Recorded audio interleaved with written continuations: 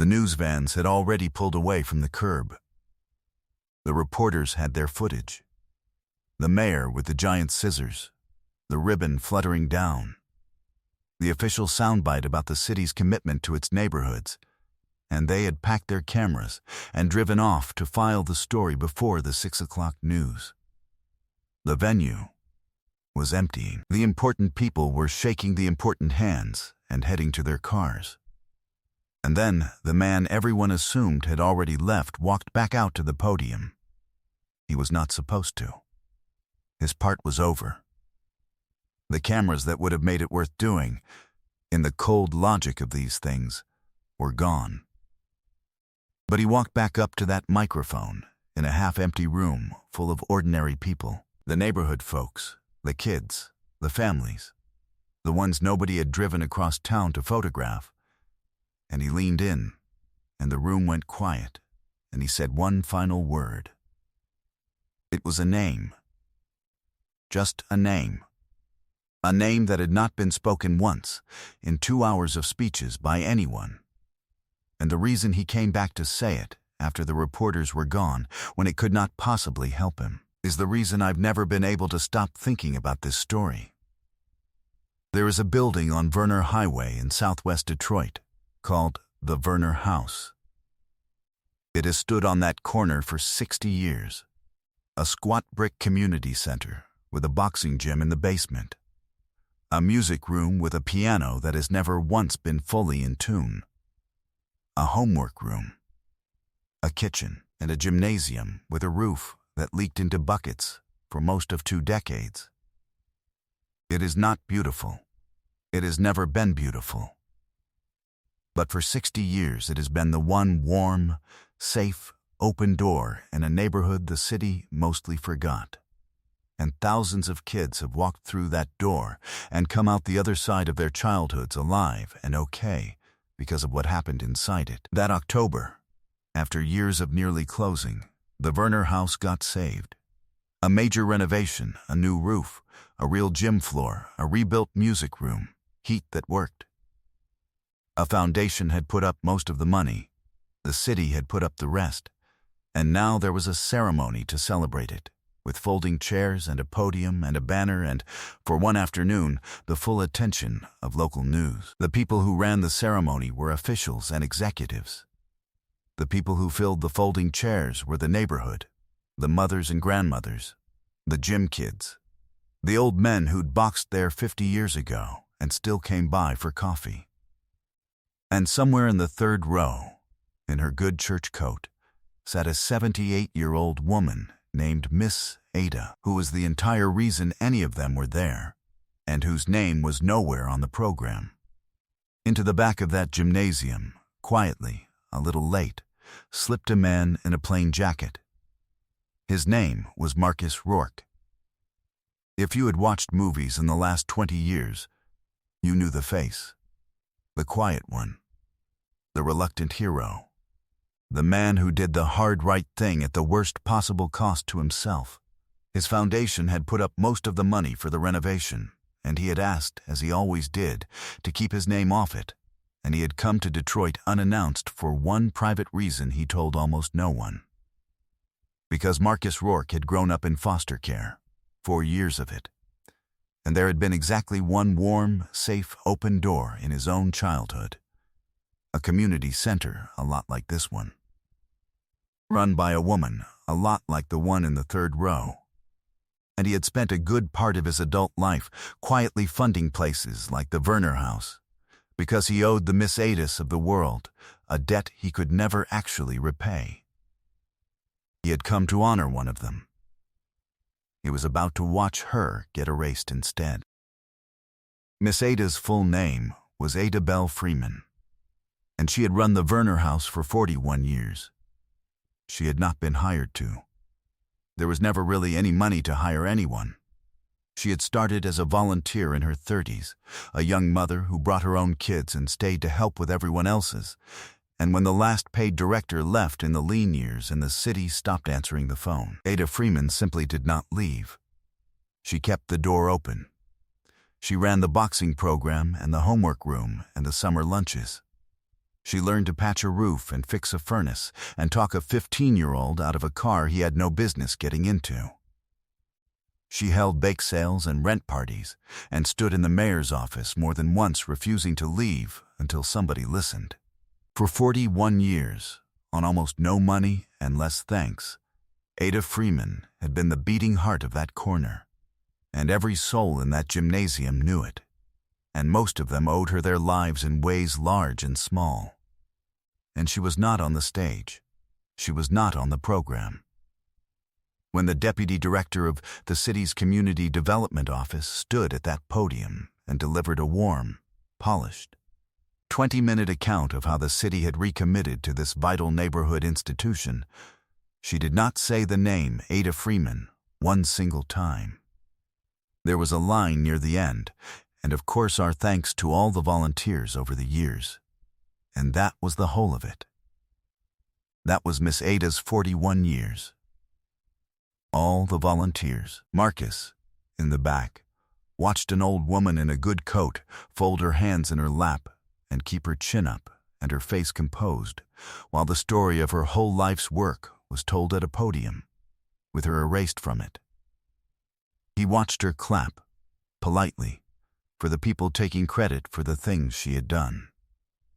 And a few seats over, he watched a 16-year-old boy named Trey, a kid Miss Ada had been pulling back from the edge of some very bad decisions all year.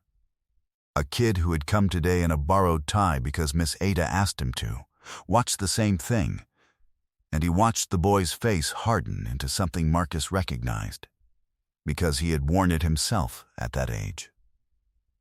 It was the face of a young person learning, in real time, that doing good quietly gets you erased, and that the loud and the connected take the credit, and that maybe there's no point being one of the good ones after all. That look on that boy's face was, in the end, the thing that made Marcus Rourke come back out to the microphone. But that was still an hour away. The woman at the podium was named Sylvia Marsh, and to understand why she erased Miss Ada, you have to understand that she did not do it out of vanity. She did it out of guilt, which is heavier, and which hides better, and which will make a decent person do a cruel thing precisely because they cannot bear to look at what they've done. Sylvia was 54, and she had spent 28 years in city government, and this, the saving of the Werner house, was, on paper, the crowning achievement of her career. She had shepherded the grant. She had brokered the foundation partnership. She had, by any fair accounting, done real and difficult work to make this renovation happen, and she was proud of it, and she had every right to be. But there was a thing Sylvia Marsh had done that almost no one remembered, and that she remembered every single day. 19 years earlier, as a younger official climbing the ladder, Sylvia had sat on the budget committee that voted to pull the city's funding from the Werner House entirely. It was framed as fiscal responsibility, underperforming asset, low utilization metrics, better use of limited funds.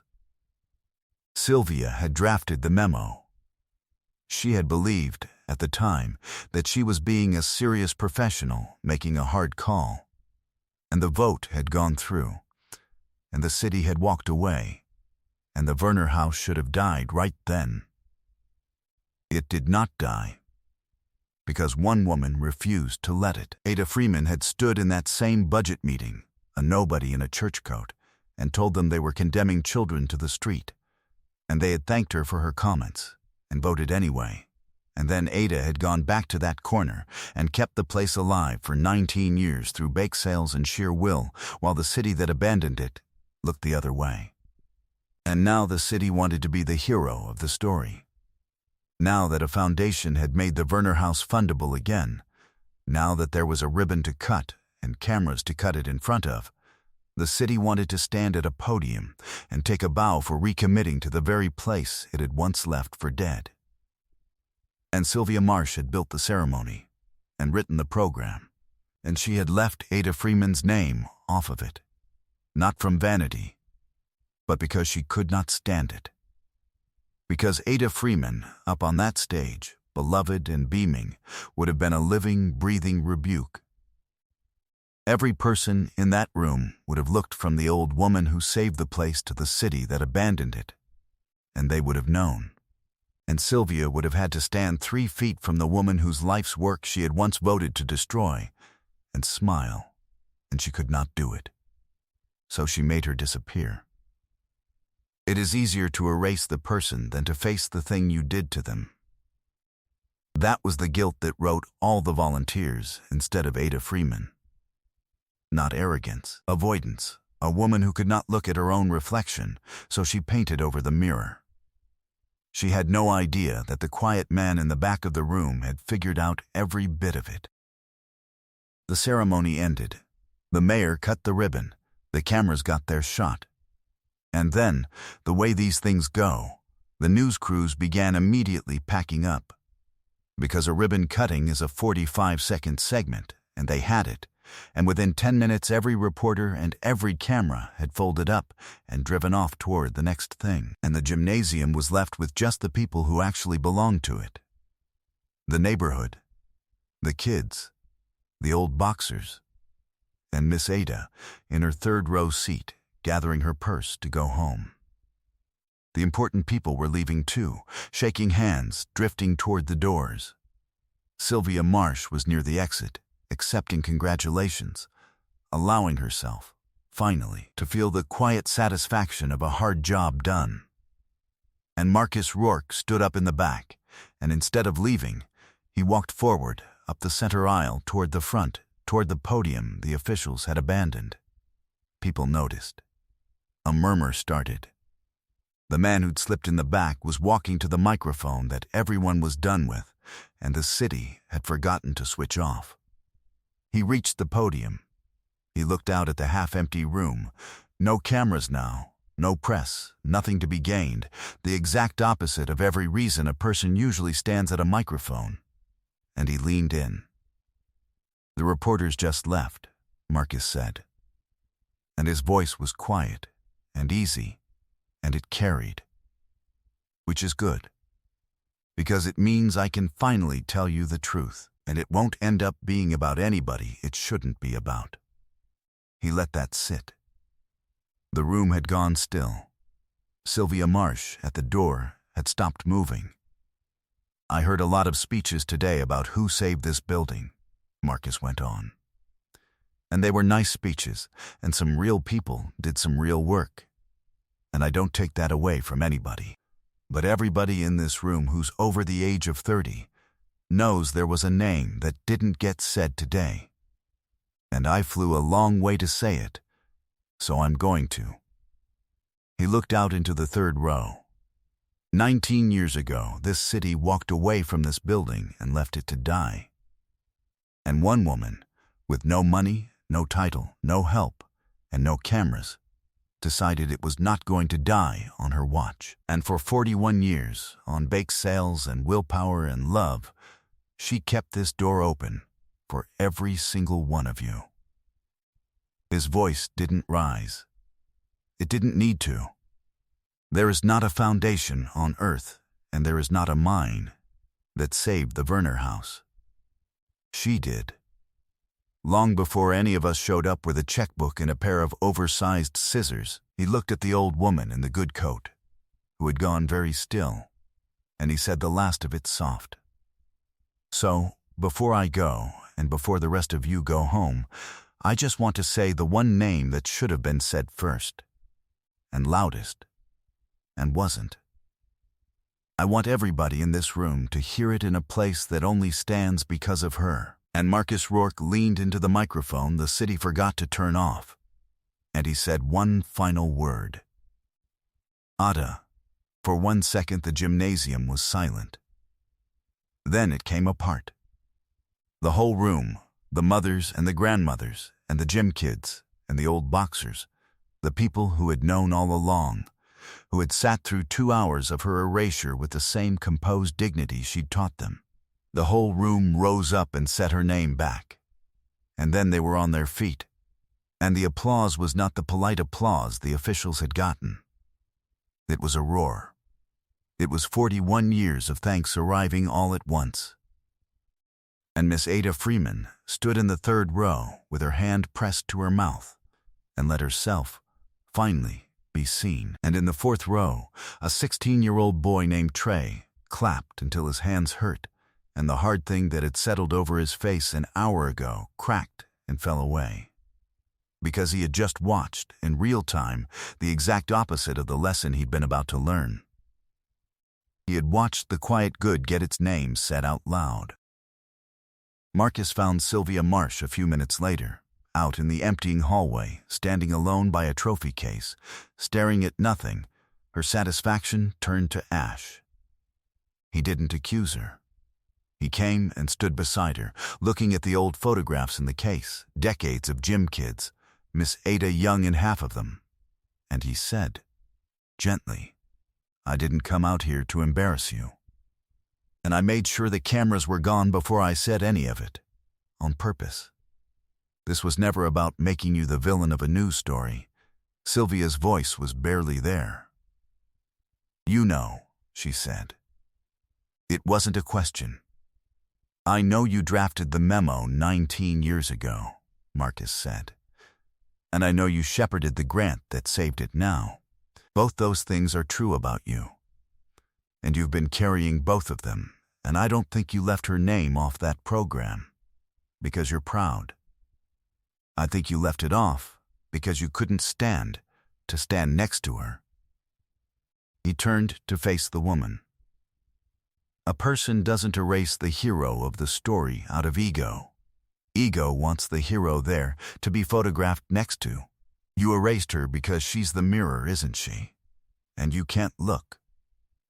And Sylvia Marsh, who had told this to no one in 19 years, told the man beside the trophy case.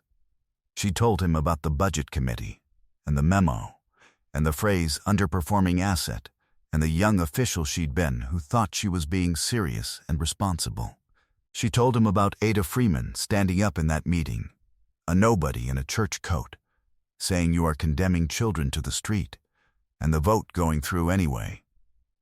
And she told him about the 19 years since, watching from a distance as one old woman did, on nothing. The thing the whole city with all its money had refused to do, and knowing, every single day, that she'd been on the wrong side of it. "And now I finally get to fix it," Sylvia said, and her voice broke, "and be the one who saved it, and the whole time the real reason I could barely breathe today is that she was sitting right there. Proof, sitting in the third row in her good coat being gracious about it, which made it 1,000 times worse." She pressed her hand to the cool glass of the trophy case. "I made a woman disappear from her own life's work because I couldn't bear to look at what I did to her. What does that make me?" Marcus didn't interrupt. He let it land. Then he told her something true, that he'd spent years running from his own worst decisions too, and that the running is always heavier than the thing you're running from, always. And that guilt you won't look at doesn't make you careful. It makes you cruel. And then he asked the question he'd come into that hallway to ask. "All those kids," Marcus said, nodding at the photographs, that the city was ready to leave with nowhere to go. That one woman saved instead. They grew up. They're out there. Some of them are in that gym right now." He held her eyes. "You've been so busy hiding from what you did to Ada that you never once asked yourself what you owe them. And here's the thing. There's exactly one way to put down what you've been carrying for 19 years. And it's not by keeping her erased. It's the opposite. It's out there, in that room, at that microphone the city forgot to turn off. You don't need my permission. You just need to stop hiding." Sylvia Marsh closed her eyes. That was the beat. The whole thing turned on it. "I don't know if I'm brave enough," she whispered. "You drafted the memo," Marcus said, "and there was no cruelty in it, only a strange kindness. That took a kind of nerve. Use the same nerve for the true thing this time.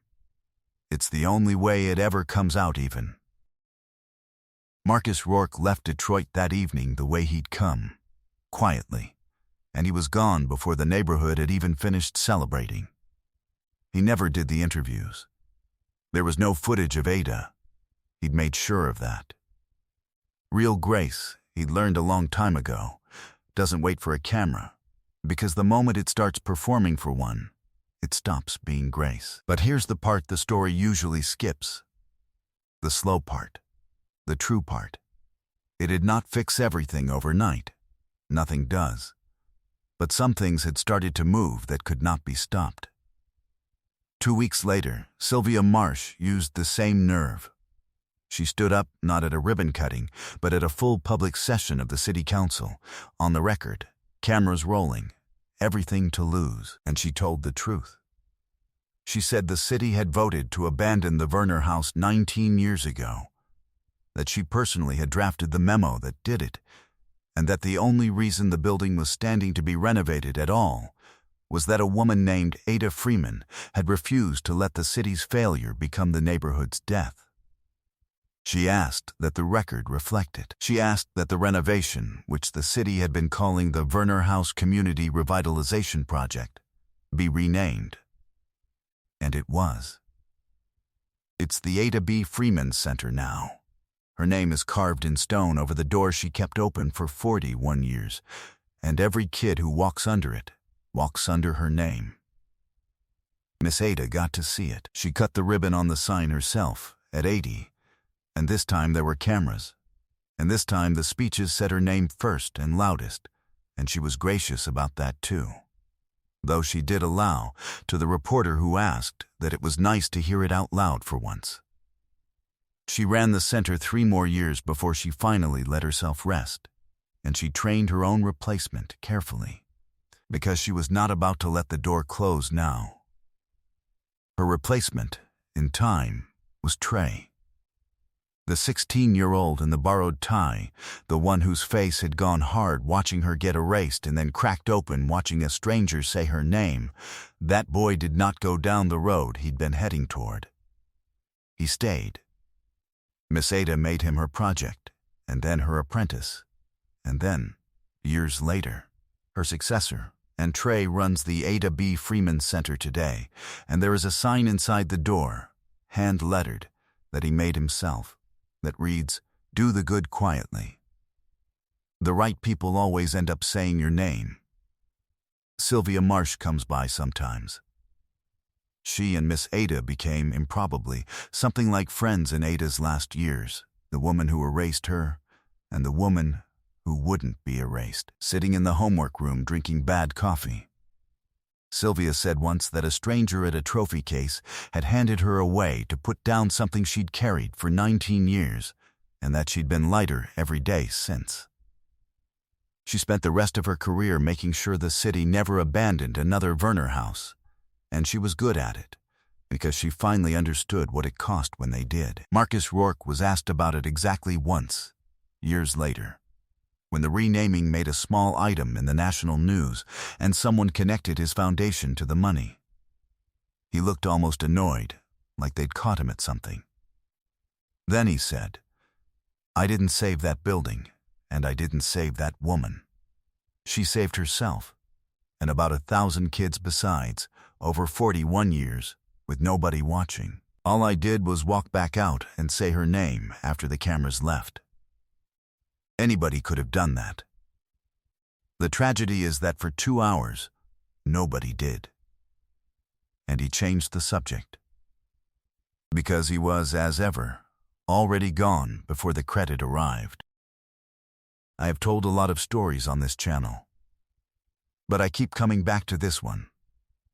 And I've thought a long time about why, and I don't think it's the moment at the microphone, the man walking back out, the room going still, the one name landing like a bell. That part gives me chills every time. That's the part we click for. But the part I actually keep is when he did it. He waited until the reporters left. On purpose. He made certain there was no footage, no clip, no way for the good deed to ever circle back and make him look good. before he did the good deed. Think about how rare that is. We live in a world where almost nothing kind happens anymore without a phone pointed at it, where the doing of good and the being seen doing good have gotten so tangled up we can barely tell them apart. And here's a man who understood that the second a camera turns on, the grace leaks out. So he waited for every camera to leave the building, and then he set her name to the only people who mattered, the ones who couldn't do a thing for him in return. So here's the question the story left me with, and I don't have a clean answer for it. How much of what we call kindness is really just kindness performed? The visible kind. The kind that gets seen. The kind that comes with a little reward. And what would we still do if we knew for certain that no one would ever know we did it? Would I walk back out to that microphone after the cameras were gone? Or would I have gotten what I came for and gone home? Honestly, I'm not sure. Most of us aren't sure, and maybe that's the thing worth carrying out of that gymnasium, that the truest measure of a person is what they do when the reporters have already left, and that somewhere near you right now is an Ada Freeman, holding a door open for people who'll never know her name, waiting, without expecting it, for someone to walk back out and say it. This story is fictional, inspired by the quiet kind of decency the best people are known for. The kind that waits for the cameras to leave before it does the right thing. If it got to you, do me a favor down in the comments. Don't just say great story. Tell me about an Ada Freeman in your own life. Someone who did the quiet good for years and never got their name said out loud. Say it here. Let's say it for them. I read every one. They're the best part of this. And if you know someone who's been holding a door open for others with nobody thanking them, send them this. It might be the exact thing they need to hear today. If you're new here, subscribe. There's another story coming, and I'd be glad to have you for it. See you in the next one.